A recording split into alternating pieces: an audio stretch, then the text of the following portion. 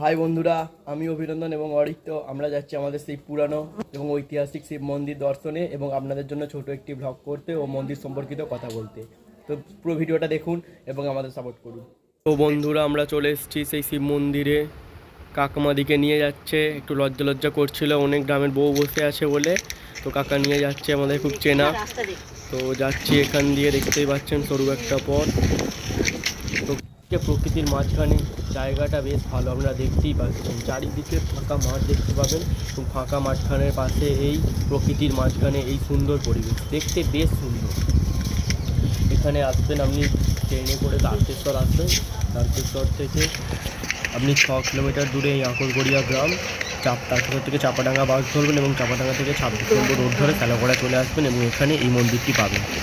তো মন্দিরের আশেপাশে লোকজনদের গাড়ি ভটভটি ইত্যাদি সব আছে এবং লোকজন, এবং বিকালবেলা গিয়েছিলাম তাই অনেক চারপাশে মানুষও বসে আছে, দেখতেই পাচ্ছেন।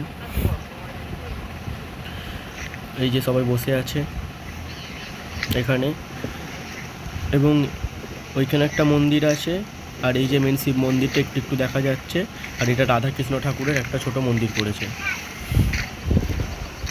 তো মেনলি আমরা শিব মন্দিরের দিকে যাচ্ছি আপনাদের দেখানোর জন্য। তো এই মন্দিরটা অনেকটাই পুরানো, গ্রামে সেরকম মন্দির ছিল না বলেই এই মন্দিরটা মেনলি বানানো হয়েছিল। তো আমরা গেটটা খুলতে চলেছি, আমি অরিত্য গেছি, গেটটা খুলছি, দেখতেই পাচ্ছেন। ভেতরটা চাবি দিয়ে আছে, আমরা বাইরে থেকে যতটা পারি ভিডিওটা করব আপনাদের জন্য। একটু শেষ পর্যন্ত ভিডিওটা দেখবেন এবং পারলে একটু সাপোর্ট করবেন ভিডিওটায়।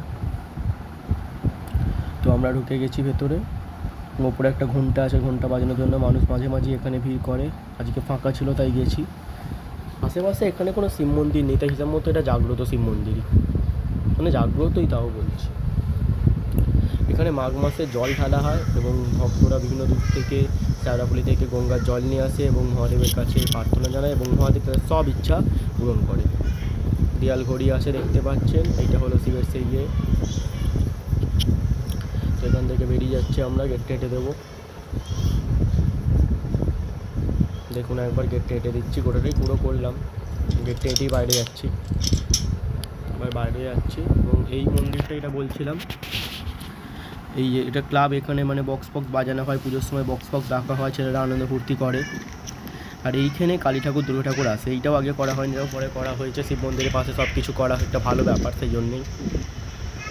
এই কল, আর এখানে এখানে মিনিও আছে, কলও আছে, মানে এখানে সবাই সবসময় ভিড় করে সব জিনিসের দিক থেকে। এখানে প্রকৃতি সাধারণ মানুষ বসে আশ্রয় নেয়।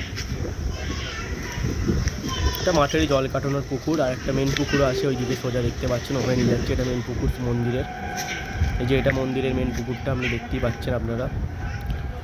তো এবার আমরা চলে যাচ্ছি, বেশি আর ভিডিওটা লং করবো না। আর এই রাধাকৃষ্ণের মন্দিরটা যেটা বলছিলাম, এটা হচ্ছে এটা, দেখে নিন একবার। রাধাকৃষ্ণের ছবি আছে, দেখাচ্ছি একবার জুম করে, দেখুন। তো ভিডিওটা বেশিক্ষণ নেই, তো প্লিজ দয়া করে সম্পূর্ণ দেখুন, শেষকালে আরেকটু মজাদার জিনিস আছে। তো এবার চলে যাচ্ছি, এবং দেখুন যাবার সময় মহাদেব কতটা জাগ্রত, রামধনু রঙটা দেখিয়ে দিল এবং তার জাগ্রত প্রমাণটা দেখিয়ে দিল।